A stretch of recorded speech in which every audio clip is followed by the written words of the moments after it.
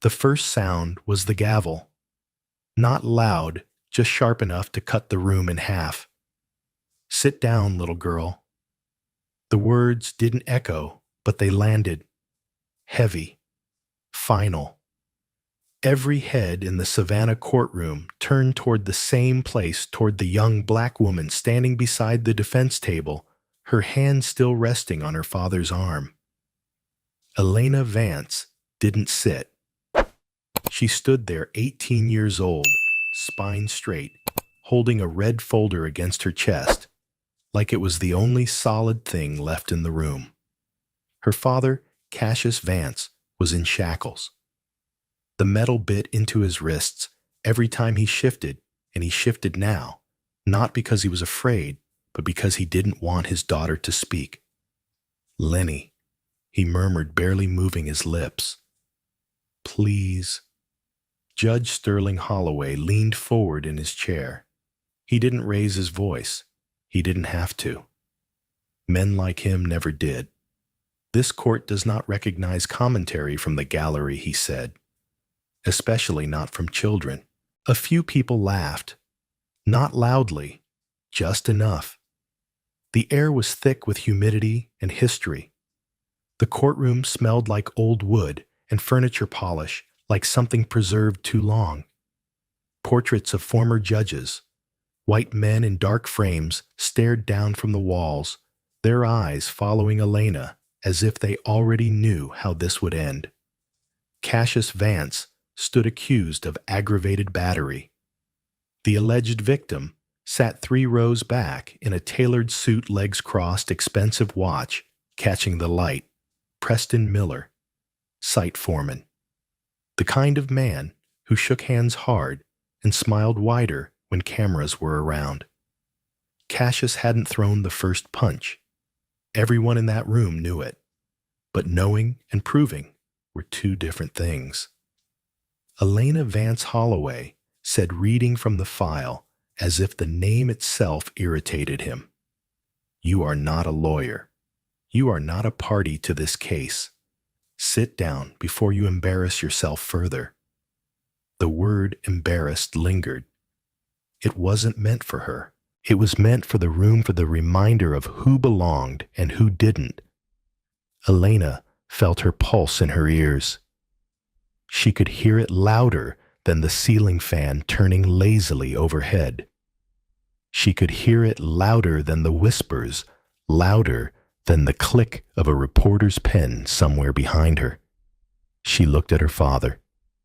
Cassius Vance was a master carpenter, a restorer of historic homes, a man who could look at a 100-year-old beam and tell you where it would crack before it ever did.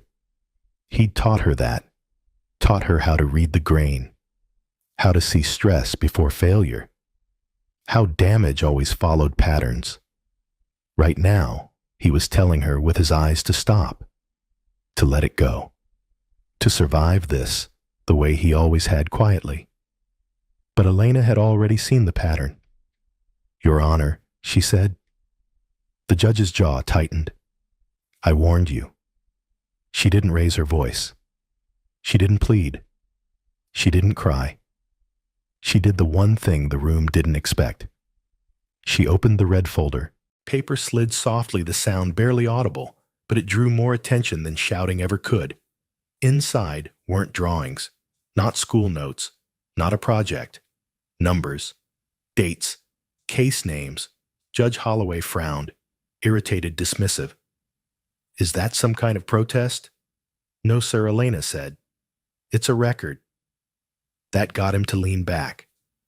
"My father is in chains because this court accepted the testimony of a man whose job depended on my father staying silent." She continued. "A man who stood to lose millions if a safety violation became public." "Enough," Holloway snapped. "Bailiff, I'm not finished." The bailiff hesitated, just for a second, long enough. Elena turned slightly enough to let the people behind her see the pages. A local journalist had already raised her phone. Someone else followed, then another. You've presided over 42 construction-related criminal cases in the last 11 years, Elena said. In 39 of them, the defendant was a black tradesman. In every one of those cases, the developer or contracting firm was cleared of liability. A murmur spread through the room. Holloway's face hardened. Statistics can be twisted to say anything. Yes, Elena replied, which is why I didn't stop at statistics. She flipped a page. This is your campaign donor list, she said. These are your disclosed investments. And these, she paused, letting the silence stretch, are the companies connected to the Liberty Street development. Preston Miller shifted in his seat. The judge stood. This is highly inappropriate. What's inappropriate? Elena said, her voice steady now, is pretending this is about decorum when it's about conflict of interest. Cassius closed his eyes. He had spent his life believing that if he worked hard, kept his head down, did things right, the system would leave him alone. It hadn't. The courtroom felt smaller, closer, like the walls were listening. Sit down, Holloway said again, louder this time. Now. Elena finally looked at him, not as a girl being scolded, but as someone measuring the grain in a piece of wood, seeing the fault line no one else wanted to acknowledge. I will, she said. As soon as the court explains why it didn't recuse itself. No one breathed. The word recuse hung in the air like a dropped plate that hadn't shattered yet. The judge's mouth opened, closed. Somewhere in the back, a phone buzzed, a live stream notification. The moment had already escaped the room. Elena sat down, then not because she'd been ordered to, but because she'd said what needed to be said. Her father stared at her eyes, wet, shaking his head. You didn't have to do this, he whispered.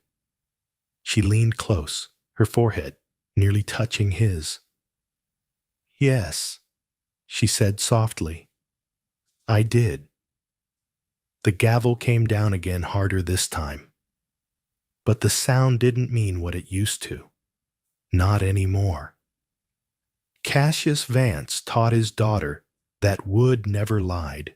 You rush it, he used to say, running his thumb along the edge of a beam, and it'll tell on you later.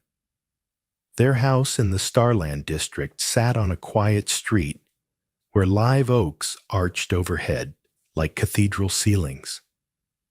It was the kind of neighborhood developers described as up and coming, which usually meant someone else would be priced out soon. Cassius had restored 3 homes on that block with his own hands. He knew every creak in the floors, every place the humidity liked to settle. Elena grew up in his workshop before she ever set foot in a classroom that mattered. The shop smelled like sawdust and coffee and old Georgia heat. Radios played low news in the mornings, baseball in the afternoons. Cassius worked slow, deliberate. He believed speed was how mistakes hid. He showed Elena how to read grain the way other fathers taught their kids to throw a ball. See this, he'd say, angling the plank toward the light. Look straight. Feel straight. But the stress is here.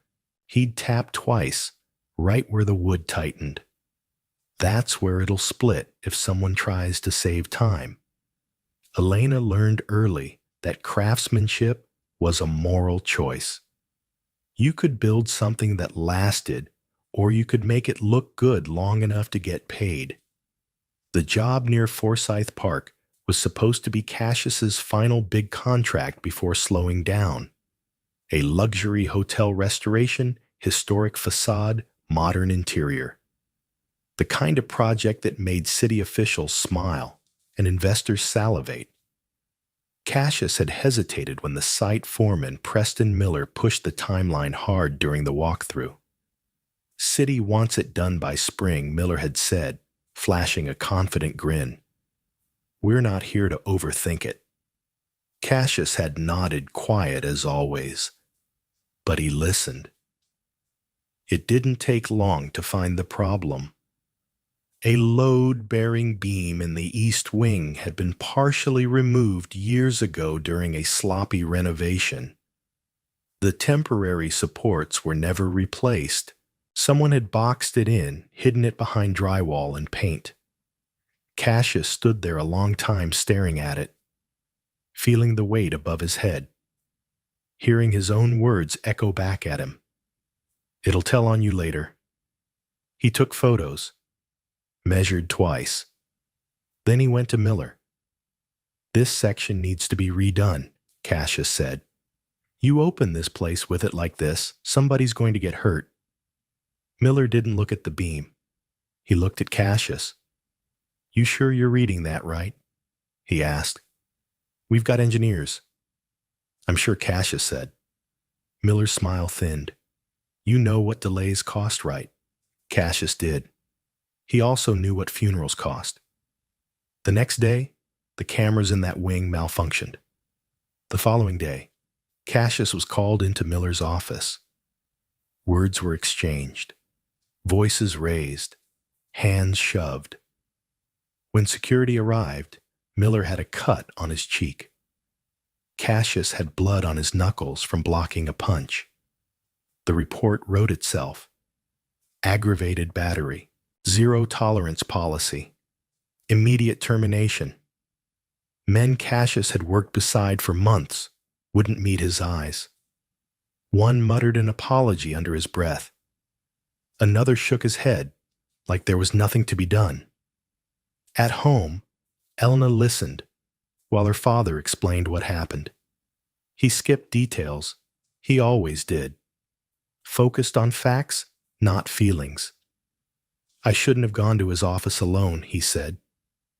"That was my mistake." Elena didn't accept that. She went back to the site on her bike the next afternoon, walked the perimeter, noticed what was new, what had been covered, what didn't make sense. She'd learned pattern recognition playing chess. She saw it now everywhere.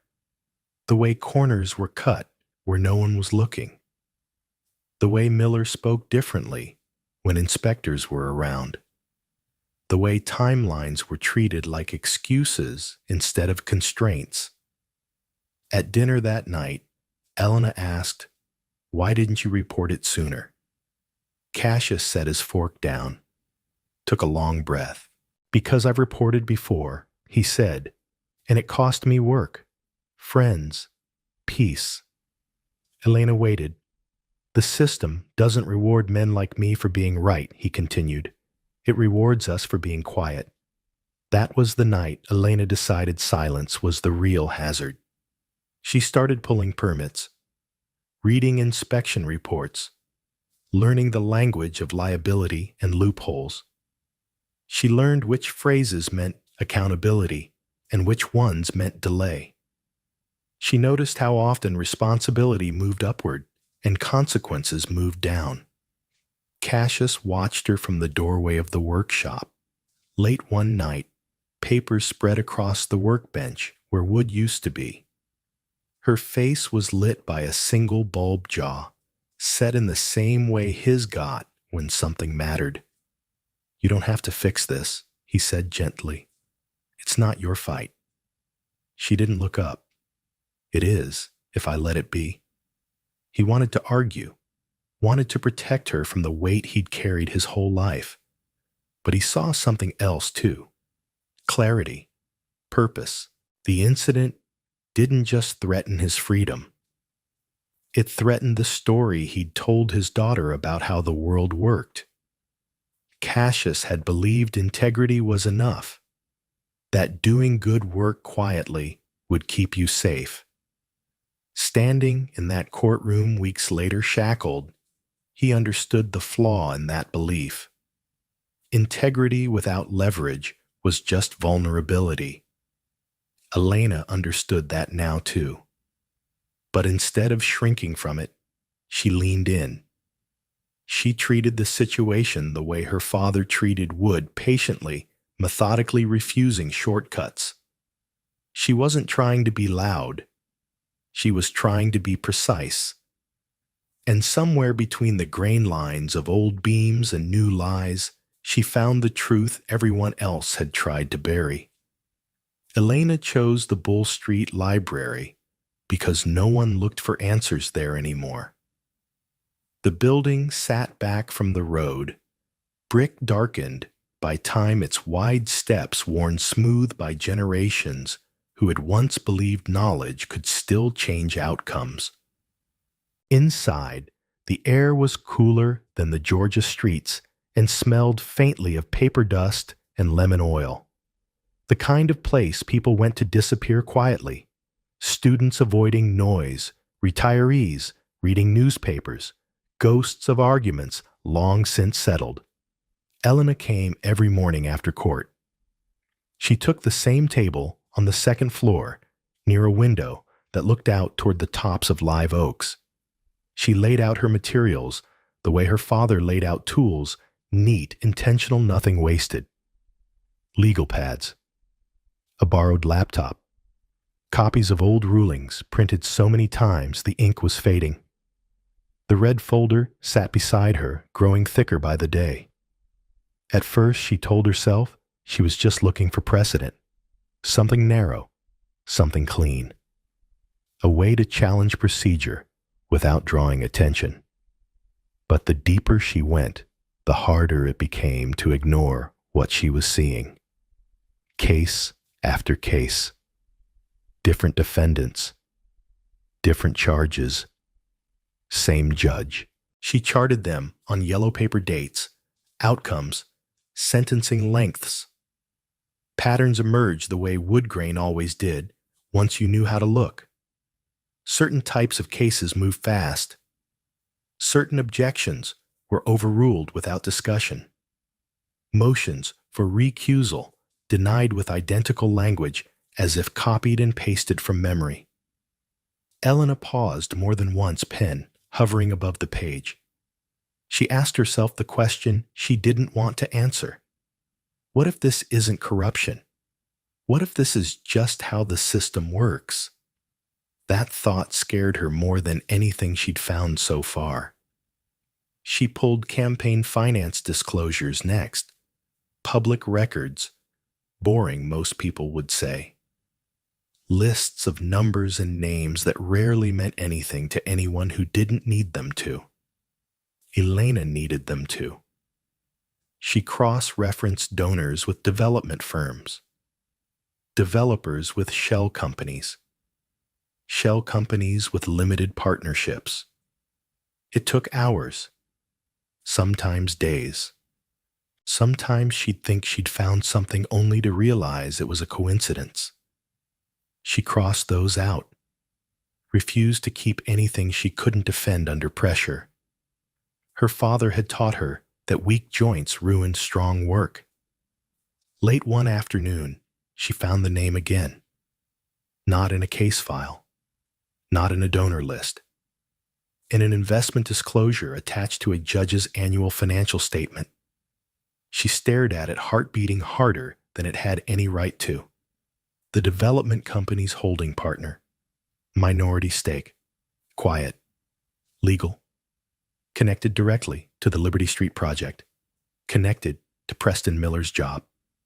Elena leaned back in her chair, hands shaking. For a moment, the room felt too small, too quiet, like it was waiting for her to do something reckless. She didn't.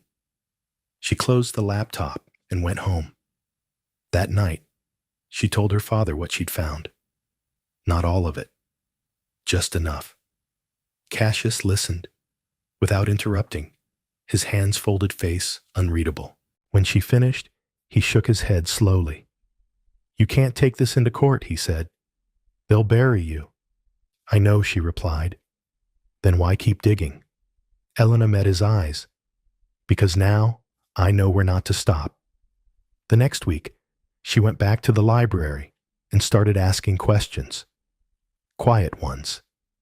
She spoke to a reference librarian who'd worked there since the 90s, asked about archived court transcripts, old microfilm, unpublished opinions, the kind of things no one requested anymore. The woman raised an eyebrow, but said nothing, just showed her where the reels were kept. That was where Elena found the ghost network, not a conspiracy, not a secret society, just a collection of people who'd learned to leave records instead of complaints. Margins marked with initials, dockets that stopped abruptly, cases transferred without explanation. She followed the trail until it led her to a name she'd never heard before. Martha Ellison, retired court stenographer, 37 years of service, known for accuracy, known for silence. Elena found her address through a voter registry and wrote her a letter by hand. No accusations, no demands, just facts, just respect.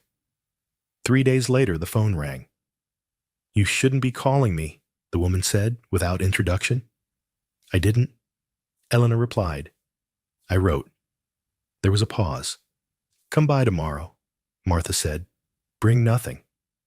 Martha Ellison's house was small, neat, and filled with boxes, not packed away cataloged, labeled by year, by courtroom. The black book sat on the dining table between them, leather cracked pages yellowed. "I never thought anyone would read it," Martha said. "I just couldn't throw it away." Inside were notations, deviations from transcripts, moments when the record didn't reflect the room, sidebars that went unrecorded, judges who spoke differently when they thought no one was listening, including Sterling Holloway. Elena didn't touch the book. "Why keep it?" she asked. "Because someday," Martha said, "someone would need to know they weren't crazy." That night, Elena didn't sleep. She cross-checked everything, every claim, every connection. She found the ruling at 2 a.m, a Georgia appellate decision from the 1920s buried under decades of newer law. It dealt with judicial recusal not as a courtesy, but as a constitutional necessity when financial interest created even the appearance of bias. The language was old. The logic was sharp. She printed it out and held the pages in her hands, feeling their weight. This was the piece that made everything else make sense. The next day, she did the hardest thing she'd done yet. She told her father to fire his lawyer. "He's not incompetent," Cassius argued. "He's just outmatched." "That's the problem," Elena said. "We don't need someone who knows the rules. We need someone who isn't afraid to challenge them." He looked at her for a long time. "You're asking me to stand alone." "No," she said. "I'm asking you to stand honest." Under a rarely used Georgia administrative rule, Cassius could represent himself. Elena could assist as a legal aid. It wasn't ideal. It wasn't safe. It was precise. When the Yale enrollment deposit check came in, the mail, Elena stared at it for a full minute before lighting the match. "My father is my future," she said quietly, as the paper curled and blackened. In the library, the ghosts watched.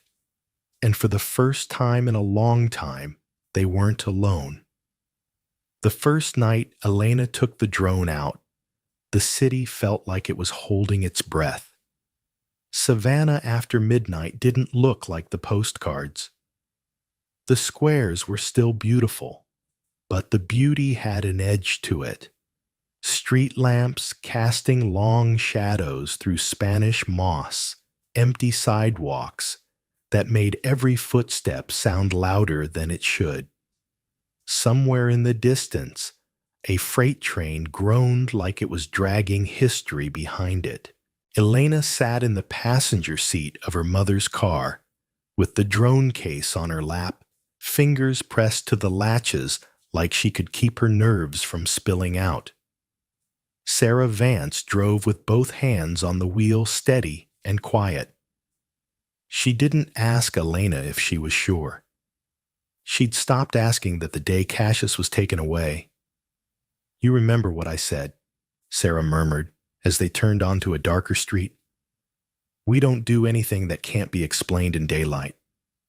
Elena nodded. "We only document what's already there." Sarah glanced over. "And we don't get caught." They parked 2 blocks from the Liberty Street development.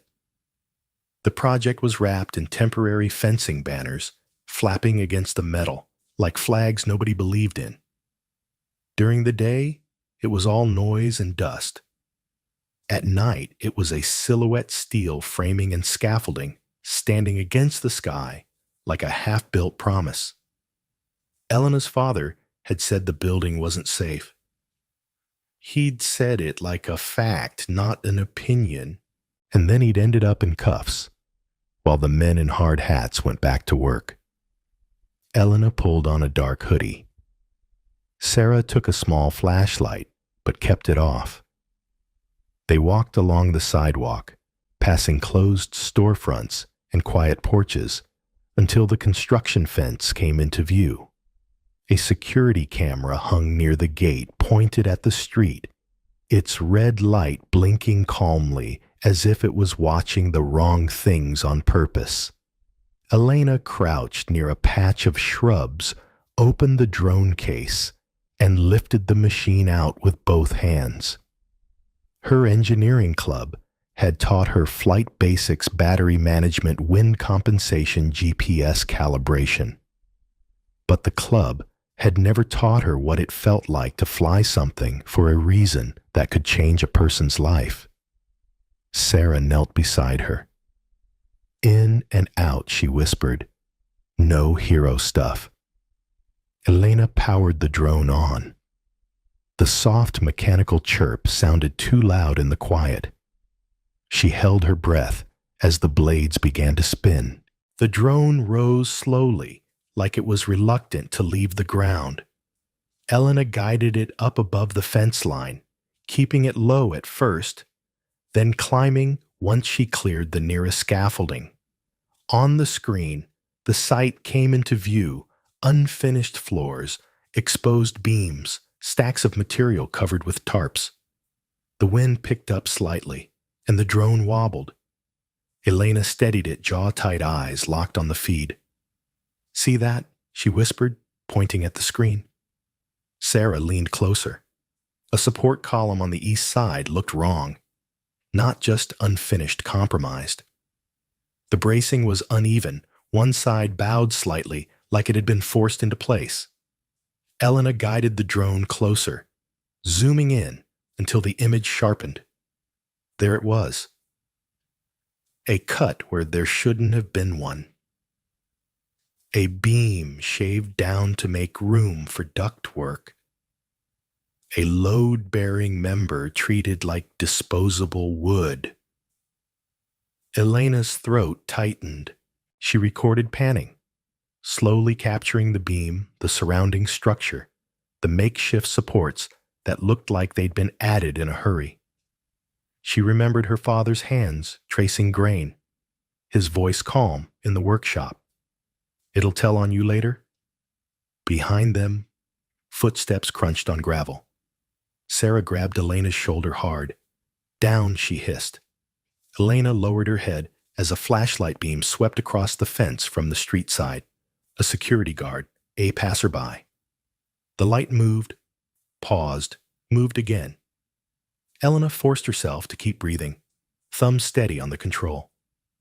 Sarah whispered, without turning her head, "Bring it back. Now." Elena guided the drone upward, away from the beam's reach, then slid it back over the fence line with a smooth, controlled descent. The blade stopped, and the night rushed back into the space where the buzzing had been. They didn't speak until they were back in the car with the doors locked. Sarah exhaled slowly, gripping the steering wheel. That was too close. Elena's hands were shaking. "But we got it." Sarah looked at her daughter, eyes glossy under the streetlight. Your father built houses that kept families safe. They're treating him like he's the danger. Elena swallowed. They needed him quiet. And they thought you'd be quiet too, Sarah said. Elena didn't answer. She couldn't. The anger in her chest felt sharp enough to cut. The next piece came from a place even quieter than the library, an apartment that smelled like old coffee and paper.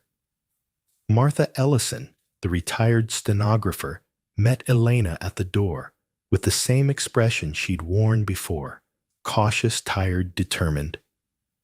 I'm doing something I swore I'd never do, Martha said, letting Elena inside. You're telling the truth, Elena replied. Martha looked away. Truth doesn't always protect you.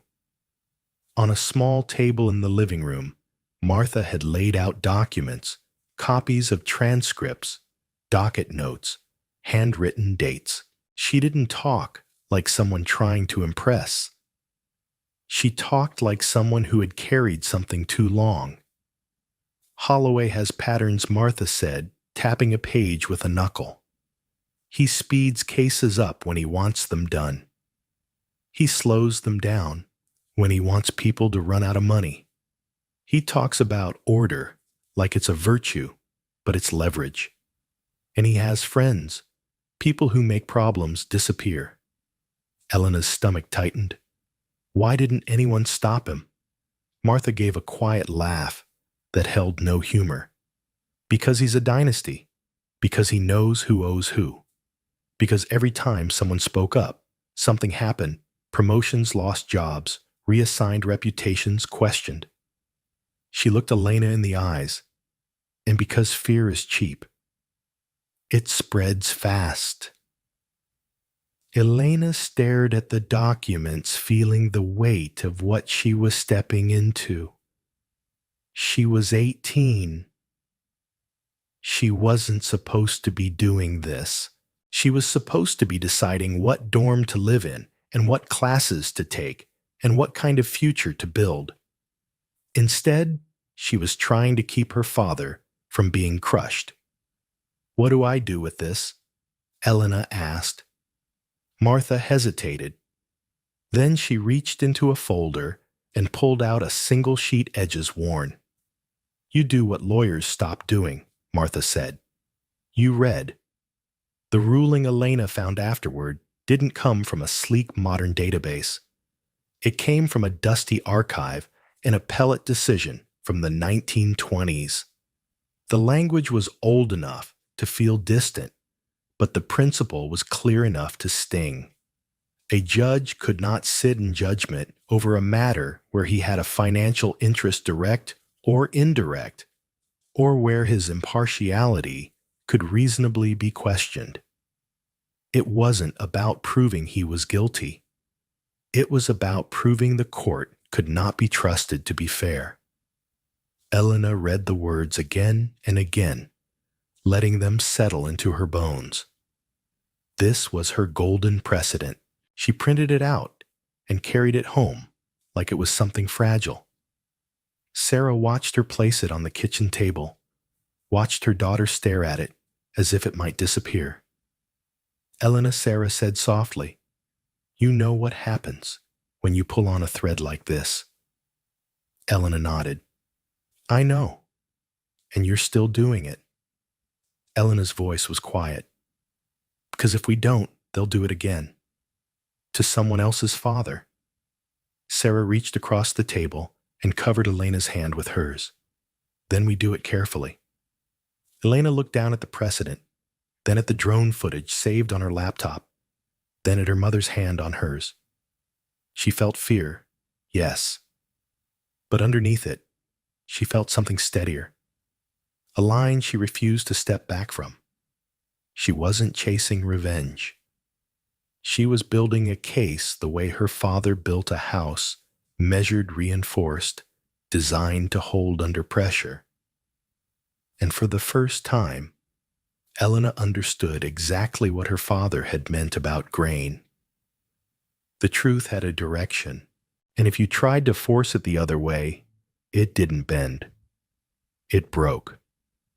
The courtroom on Liberty Street was full before the doors officially opened.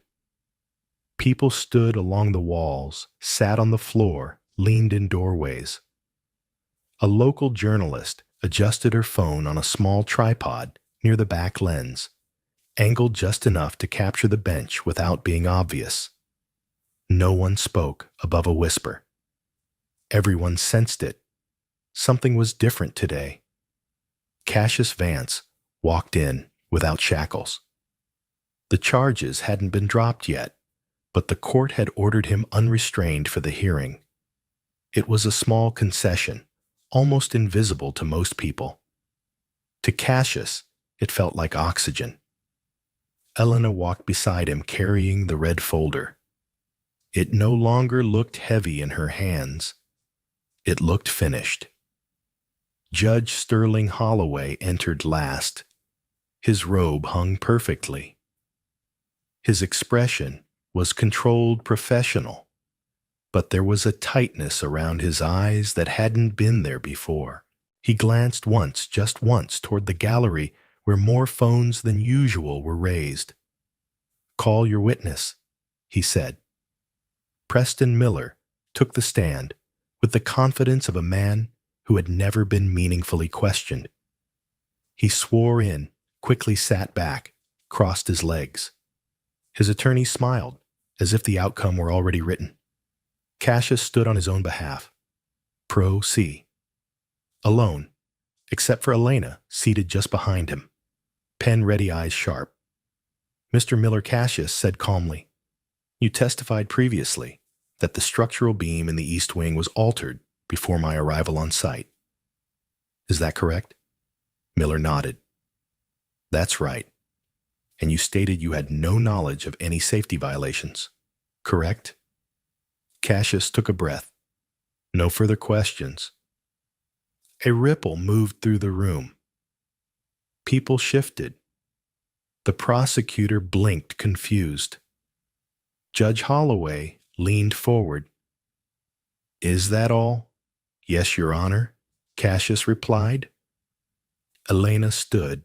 With the court's permission, she said, "I'd like to submit supplemental materials to clarify the witness's statements." Holloway's jaw tightened. "On what basis impeachment?" Elena replied. "Based on prior inconsistent statements and newly discovered evidence." The judge hesitated, long enough for the phones to steady. "Proceed," he said. Elena approached the witness stand, not hurried, not nervous. She held a single page. "Mr. Miller," she said, her voice, "even do you recognize this email?" Miller squinted. "I get a lot of emails. This one is dated 3 weeks before the incident." Elena continued. "It's from you to the project manager. You wrote, 'If we flag the east wing beam, we'll blow the timeline. Box it in and keep moving.' Did you write that Miller shifted?" "I don't recall." Elena nodded. "Let's refresh your memory." She turned to the screen behind the bench. The email appeared enlarged. His name. His words. A murmur spread through the room. "Is that your email address?" Elena asked. "Yes." "And that's your signature?" "Yes." "So when you told this court you had no knowledge of safety violations," Elena said, "that wasn't accurate." Miller's attorney stood. "Objection, argumentative." "Sustained," Holloway said quickly. "Rephrase." Elena didn't miss a beat. "Mr. Miller, were you aware that altering a load-bearing beam without proper reinforcement violates city code?" Miller swallowed. "Yes." "And you chose to proceed anyway?" He hesitated. "We were under pressure." Elena nodded once. "Pressure from whom?" Silence. She let it sit there unhelped. "Let's talk about the cameras," she continued. "You testified they malfunctioned the day of the incident. Do you remember that?" "Yes." Elena clicked a remote. Footage appeared.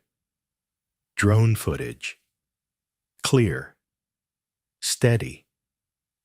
The compromised beam, the cut, the bracing. This footage was taken after the alleged malfunction, Elena said. It shows the beam exactly as my father described it. Can you explain why it remained uncorrected? Miller's face flushed. I'm not responsible for. Answer the question, Holloway snapped. Miller looked toward the judge, then away. I didn't think it was my call. Elena took a step back. Nothing further, she said. The room exhaled. Judge Holloway shifted in his seat. The court will take a brief recess. No, Elena said. The word landed hard. Holloway's eyes flashed. Excuse me? Elena turned, slightly addressing the bench and the room at once. Before recess, the defense moves for immediate judicial recusal, a collective intake of breath. On what grounds, Holloway demanded. Elena opened the red folder for the last time. Financial conflict of interest, she said. Documented. She began to speak, not fast, not loud. She laid it out the way her father laid out a frame. The investment disclosure, the holding company, the Liberty Street development. She cited the precedent from the 1920s. Read the language verbatim. Let the age of it give it weight. This is not an accusation, Elena said. It is a requirement. The law does not ask whether bias exists. It asks whether the public has reason to doubt impartiality. The journalist in the back leaned forward. Holloway stood. His chair scraped loudly against the floor. This is highly irregular, he said. Yes, Elena replied. So is a judge sitting on a case tied to his own financial interest. The room was completely silent now. Holloway looked around. At the gallery. At the cameras. At the record. For the first time, he had nowhere to place his authority without being seen. I will review the motion, he said stiffly. You can't, Elena said gently. That's the point. Another pause. Longer. Holloway's shoulders sagged not dramatically, not theatrically, just enough. He sat down. The court is adjourned, he said quietly. Pending reassignment. It was over. Not with a gavel strike, with a concession. Outside, the crowd spilled onto the courthouse steps. Phones buzzed. Voices rose. Cassius stood still for a moment, then turned to his daughter. You built this, he said. Awe and exhaustion tangled together. Elena shook her head. You did. I just followed the grain. Within days, the charges were dropped. A federal inquiry was announced. Judge Holloway's name vanished from the docket, replaced by silence and paperwork. Elena declined Yale's law track. Instead, she stayed. The Vance Initiative opened in a converted storefront not far from Liberty Street. No marble, no portraits, just tables, chairs, and people learning how to read what had once been used against them. In Cassius's workshop, the smell of sawdust returned. Together, they shaped a gavel out of white oak, slow, deliberate. Cassius handed it to Elena when they were done. Justice, he said, has to be built.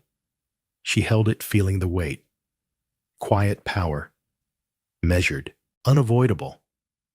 The story of Elena Vance does not end in a courtroom. It ends in a quieter place, where understanding finally catches up with courage.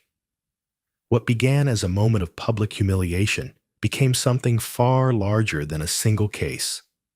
A judge's dismissive words, a father in chains, and a system confident in its own invisibility collided with a young woman who refused to accept silence as the price of survival. Elena did not win because she was louder, angrier, or more aggressive. She won because she was prepared, because she listened, because she understood that power often depends on people believing they have none. Cassius Vance spent his life building things meant to last. Homes, trust, a sense of dignity that didn't need applause. When he was punished for telling the truth, the system assumed the damage would stop with him. It didn't account for the daughter who had been quietly learning how structures fail and how they can be rebuilt stronger. Elena never tried to destroy the law. She used it exactly as it was written. She read what others ignored. She connected what others dismissed as coincidence. And when the moment came, she didn't ask for mercy. She asked for accountability. That distinction changed everything. Judge Holloway represented more than one man's corruption. He represented comfort with imbalanced tradition, mistaken for righteousness and authority that had gone too long without being questioned. His fall was not dramatic, because real consequences rarely are. They arrive through process documentation and the refusal to look away. The deeper truth of this story is not about intelligence or talent. It's about patience and precision. Elena didn't rush. She didn't cut corners. She followed the grain just like her father taught her.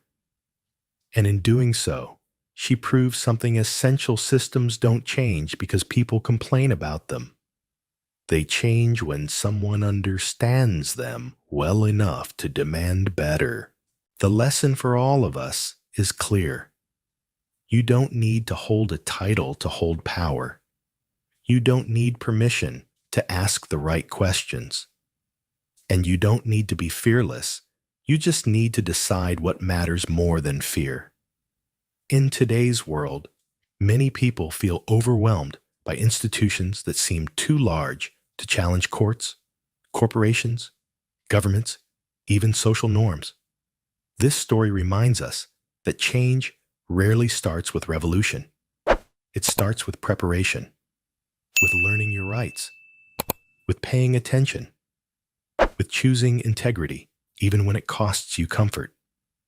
Apply this lesson where you are, at work, in your community, in your family. Read the fine print. Speak carefully but firmly. Don't underestimate what consistency and knowledge can do over time. Quiet power, when used well, is impossible to ignore.